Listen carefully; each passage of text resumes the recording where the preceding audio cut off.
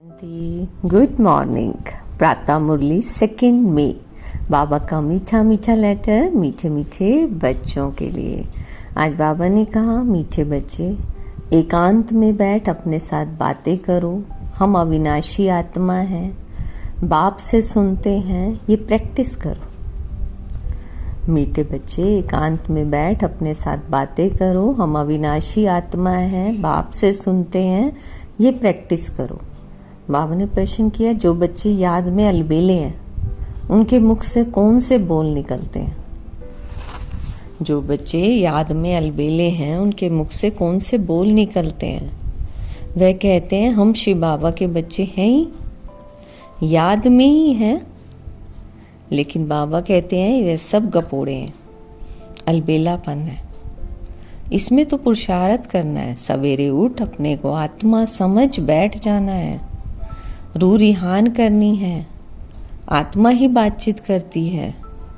अभी तुम देही अभिमानी बनते हो और देही अभिमानी बच्चे ही याद का चार्ट रखेंगे, सिर्फ ज्ञान की लबार नहीं लगाएंगे। गीत है, मुखड़ा देख ले प्राणी जरा दर्पण में। ओम शांति। रूहानी बच्चों को समझाया गया है कि प्राण आत्मा को कहा जाता है, और अब बाप आत्माओं को समझाते हैं। ये गीत तो भक्ति मार्ग के हैं, ये तो सिर्फ इनका सार समझाया जाता है। अब तुम जब यहाँ बैठते हो तो अपने को आत्मा समझो, देह का भान छोड़ देना है। हम आत्मा बहुत छोटी बिंदी हैं। मैं ही इस शरीर द्वारा पाठ बजाती हूँ। ये आत्मा का ज्ञान कोई को है ही नहीं। ये बाप समझाते हैं, अपने को आत्मा समझो। मैं छोटी आत्मा हूँ, आत्मा ही सारा पाठ बजाती है इस शरीर से, तो देहाभिमान निकल जाए। ये है मेहनत। हम आत्मा इस सारे नाटक के एक्टर्स हैं। ऊंच से ऊंच एक्टर है परमपिता परमात्मा। बुद्धि में रहता है कि वह भी इतनी छोटी बिंदी है और उनकी महिमा कितनी भारी है। ज्ञान का सागर, सुख का सागर है, परंतु है छोटी बिंदी, है ना। परंतु है छोटी बिंदी, और हम आत्मा भी छोटी बिंदी है, और आत्मा को सिवाय दिव्य दृष्टि के देख नहीं सकते। तो ये नई नई बातें अभी तुम सुन रहे हो ना, दुनिया क्या जाने। तुम्हारे में भी थोड़े हैं जो यथार्थ रीति समझते हैं, और बुद्धि में रहता है कि हम आत्मा छोटी बिंदी हैं। हमारा बाप इस ड्रामा में मुख्य एक्टर है, तो ऊंच से ऊंच एक्टर बाप है, फिर फलाने फलाने आते हैं। तो तुम जानते हो बाप ज्ञान का सागर है, परंतु शरीर बगैर तो ज्ञान सुना ना सके। शरीर द्वारा ही बोल सकते हैं। अशरीरी होने से ऑर्गन्स अलग हो जाते हैं। भक्ति मार्ग में तो देहधारियों का ही सिमरन करते हैं। परमपिता परमात्मा के नाम रूप देश काल कोई नहीं जानते, बस कह देते परमात्मा तो नाम रूप से न्यारा है। बाप समझाते हैं, ड्रामा अनुसार तुम जो नंबर 1 सतो प्रधान थे, तुमको ही फिर सतो प्रधान बनना है। तो तमो प्रधान से सतो प्रधान बनने के लिए तुम्हें फिर ये अवस्था मजबूत रखनी है कि हम आत्मा हैं। आत्मा इस शरीर द्वारा बात करती है, उनमें ही ज्ञान है, आत्मा में ही ज्ञान है। ये ज्ञान और कोई की बुद्धि में नहीं है कि हमारी आत्मा में 84 जन्मों का अविनाशी पाठ नूंदा हुआ है। ये बहुत नई नई पॉइंट्स हैं। एकांत में बैठ अपने साथ ऐसी ऐसी बातें करनी है। हम आत्मा हूँ, बाप से सुन रहा हूँ, धारणा मुझ आत्मा में होती है, मुझ आत्मा में ही पाठ भरा हुआ है। मैं आत्मा अविनाशी हूँ, ये अंदर घोटना चाहिए। मैं आत्मा अविनाशी हूँ, ये अंदर घोटना चाहिए। हमको तमो प्रधान से सतो प्रधान बनना है। देह अभिमानी मनुष्यों को आत्मा का भी ज्ञान नहीं है। कितनी बड़ी बड़ी किताबें अपने पास रखते हैं, अहंकार कितना है। ये है ही तमो प्रधान दुनिया। ऊंचे ते ऊंच आत्मा तो कोई भी है ही नहीं। तुम जानते हो, अब हम तमो प्रधान से सतो प्रधान बनने का पुरुषार्थ कर रहे हैं। इस बात को अंदर में घोटना है। क्या घोटना है? कि हम आत्मा हैं, बाबा कहते हैं ज्ञान सुनाने वाले तो बहुत हैं, परंतु याद है नहीं। अंदर में वह अंतर्मुखता रहनी चाहिए। हमको बाप की याद से, पतित से पावन बनना है, सिर्फ पंडित नहीं बनना। इस पर एक पंडित का भी मिसाल है। माताओं को कहते हैं राम राम कहने से पार हो जाएंगे, तो ऐसे लबाड़ी नहीं बनना है। ऐसे बहुत है, समझाते बहुत अच्छा है, परंतु योग है ही नहीं। सारा दिन दे अभिमान में रहते हैं। नहीं तो बाबा को चार्ट भेजना चाहिए ना। हम इस समय उठता हूँ, इतना याद करता हूँ, कुछ समाचार नहीं देते। ज्ञान की बहुत लबाड़ गप मारते हैं, योग है नहीं। भल बड़ों बड़ों को ज्ञान देते हैं, परंतु योग में कच्चे हैं। तो सवेरे उठ बाप को याद करना है, बाबा आप कितने मोस्ट बिलव्ड हो। और कैसा ये विचित्र ड्रामा बना हुआ है। कोई भी ये राज नहीं जानते, ना आत्मा को ना परमात्मा को जानते हैं। बाबा ने कहा इस समय मनुष्य जानवर से भी बदतर है। हम भी ऐसे थे। माया के राज्य में कितनी दुर्दशा हो जाती है। तो ये ज्ञान तुम कोई को भी दे सकते हो। बोलो तुम आत्मा अभी तमो प्रधान हो, तुम्हें सतो प्रधान बनना है, तो पहले तो अपने को आत्मा समझो।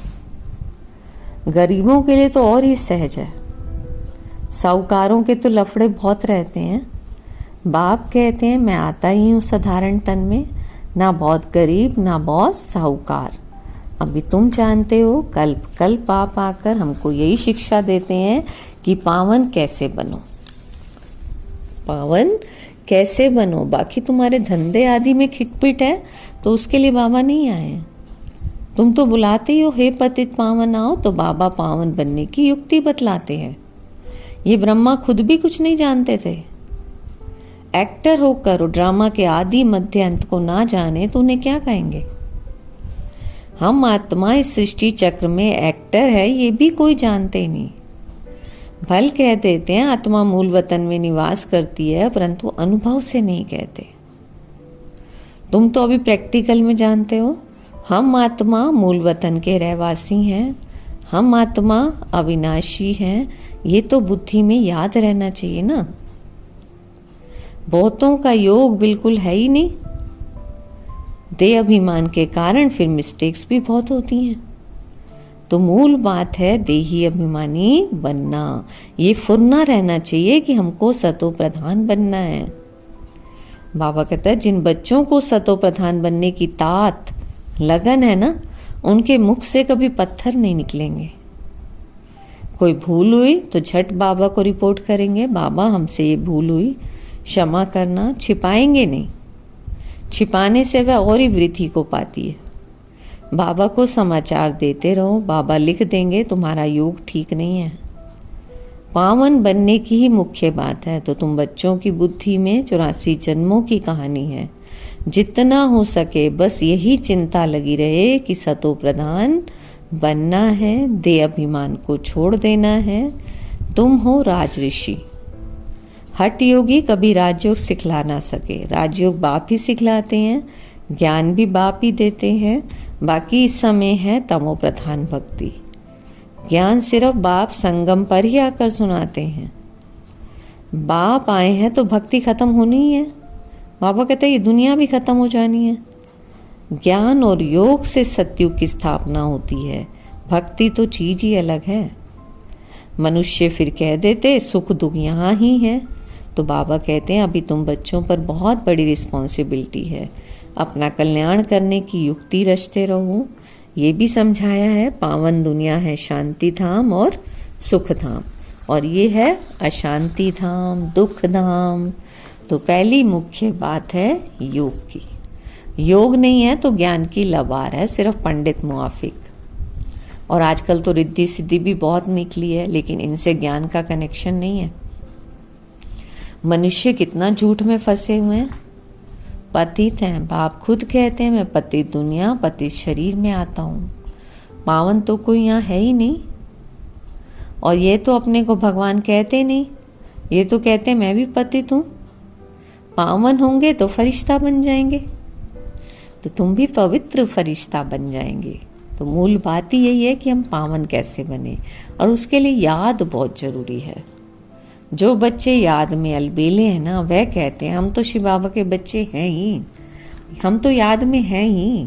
लेकिन बाबा कहते हैं वे सब कपोड़े हैं, अलबेलापन है। इसमें तो पुरुषार्थ करना है, सवेरे उठ अपने को आत्मा समझ बैठ जाना है, रूह रिहान करनी है। आत्मा ही बातचीत करती है ना। अभी तुम देही अभिमानी बनते हो, जो कोई का कल्याण करता है तो उनकी महिमा भी की जाती है ना, तो वह होती है देह की महिमा, और ये है निराकार परमपिता परमात्मा की महिमा। इसको भी तुम समझते हो। ये सीढ़ी और कोई की बुद्धि में थोड़ी होगी। हम 84 जन्म कैसे लेते हैं, नीचे उतरते आते हैं। बाबा कहते हैं अब तो पाप का घड़ा भी भर गया है, वह साफ कैसे हो। इसलिए बाप को बुलाते हैं, तुम हो पांडव संप्रदाय, रिलीजियो भी पॉलिटिकल भी, है ना। तो बाबा सब रिलीजन की बात समझाते हैं, दूसरा कोई समझा ना सके। बाकी वह धर्म स्थापन करने वाले क्या करते हैं, उनके पिछाड़ी तो औरों को भी नीचे आना पड़ता है। बाकी वह कोई मोक्ष थोड़ी देते हैं, बाप ही पिछाड़ी में आकर सबको पवित्र बनाए वापिस ले जाते हैं। इसलिए उस एक के सिवाय और कोई की महिमा नहीं है। ब्रह्मा की व तुम्हारी भी कोई महिमा नहीं है। बाबा ना आता तो तुम भी क्या करते। अब बाप तुमको चढ़ती कला में ले जाते हैं, गाते भी हैं तेरे बहाने सर्व का भला, परंतु अर्थ थोड़ी समझते हैं। महिमा तो बहुत करते हैं। अब बाप ने समझाया अकाल तो आत्मा है, उनका ये तखत है। आत्मा अविनाशी है, काल कभी खाता नहीं। आत्मा को एक शरीर छोड़ दूसरा पार्ट बजाना है, बाकी लेने के लिए कोई काल आता थोड़ी है। तुमको कोई के शरीर छोड़ने का दुख नहीं होता है। शरीर छोड़कर दूसरा पार्ट बजाने गया, रोने की क्या दरकार है। हम आत्मा भाई भाई हैं, ये भी तुम अभी जानते हो। गाते भी हैं आत्मा परमात्मा अलग रहे बहुकाल। बाप कहाँ आकर मिलते हैं ये भी नहीं जानते।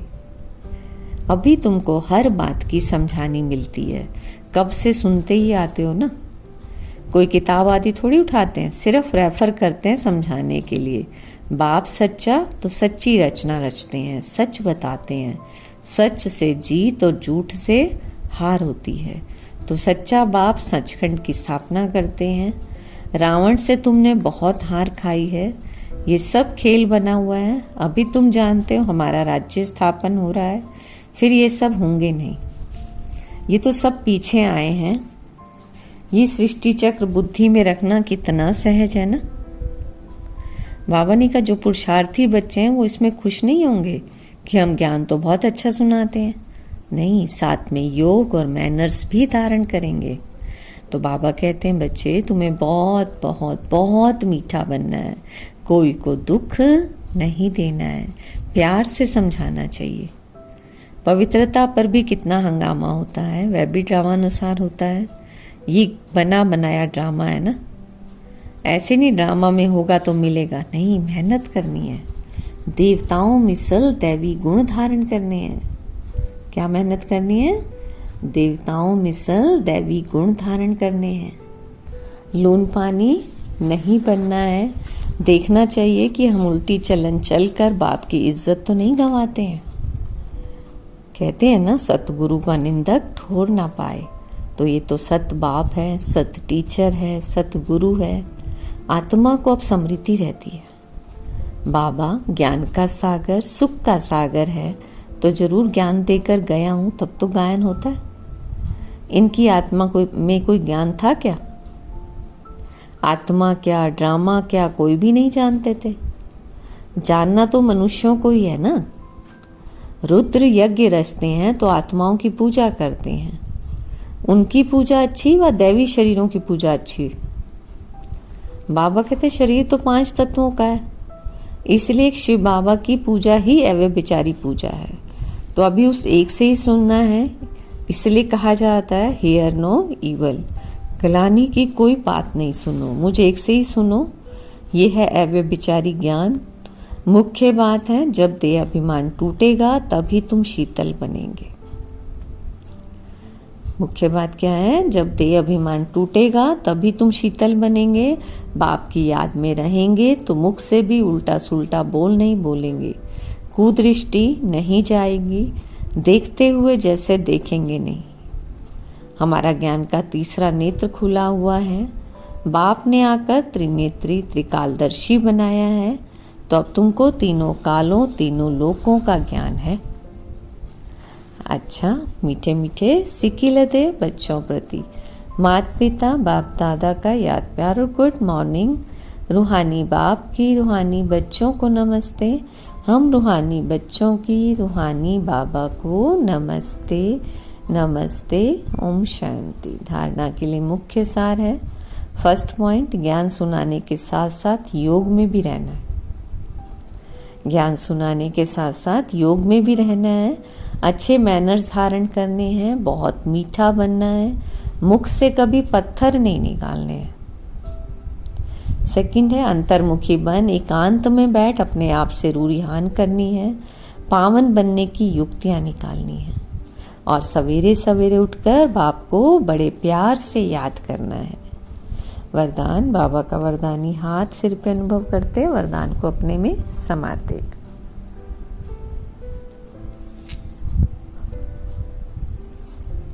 वायरलेस सेट द्वारा विनाश काल में अंतिम डायरेक्शंस को कैच करने वाले वाइसलेस भाव। वायरलेस सेट द्वारा विनाश काल में अंतिम डायरेक्शंस को कैच करने वाले वाइसलेस भाव। बाबा ने कहा, विनाश के समय अंतिम डायरेक्शंस को कैच करने के लिए वाइसलेस बुद्धि चाहिए। जैसे वे लोग वायरलेस सेट द्वारा एक दूसरे तक आवाज पहुंचाते हैं ना, तो यहां है वाइसलेस की वायरलेस, यहां है वाइसलेस की वायरलेस। वाइसलेस माना पवित्रता। इस वायरलेस सेट द्वारा आपको आवाज आएगा कि इस सेफ स्थान पर पहुंच जाओ। और जो बच्चे बाप की याद में रहने वाले वाइसलेस हैं, जिन्हें अशरीरी बनने का अभ्यास है, वे विनाश में विनाश नहीं होंगे, लेकिन स्व इच्छा से शरीर छोड़ेंगे। स्लोगन है, योग को किनारे कर कर्म में बिजी होना यही अलबेलापन है। योग को किनारे कर कर्म में बिजी हो जाना यही अलबेलापन है। अव्यक्त इशारे, रूहानी रॉयल्टी और प्योरिटी की पर्सनैलिटी धारण करो। उसके लिए बाबा ने कहा, प्योरिटी की रॉयल्टी अर्थात एक व्रता बनना, एक बाबा दूसरा ना कोई। इस ब्राह्मण जीवन में संपूर्ण पावन बनने के लिए एक व्रता का पाठ पक्का कर लो। वृत्ति में शुभ भावना, शुभ कामना हो। दृष्टि द्वारा हर एक को आत्मिक रूप में व फरिश्ता रूप में देखो। कर्म द्वारा हर आत्मा को सुख दो, सुख लो। कोई दुख दे, गाली दे, इंसल्ट करे तो आप सहनशील देवी, सहनशील देव बन जाओ। ओम शांति। तो आज की मुरली से सम्मान है, मैं वाइसलेस आत्मा हूँ। वाइसलेस आत्मा के लिए बाबा ने कहा कि उन्हें अंत समय में सारी डायरेक्शंस जो है वो कैच होंगी। बुद्धि जिसकी वाइसलेस बुद्धि होगी उसको सारी डायरेक्शंस कैच होंगी। उसके लिए क्या चाहिए? बाबा की याद में रहने का अभ्यास, शरीरी बनने का अभ्यास हो। और आज खास बाबा ने कहा प्रैक्टिस करनी है कि मैं आत्मा हूँ। एकांत में बैठ अपने से बातें करूं, हम अविनाशी आत्मा हैं।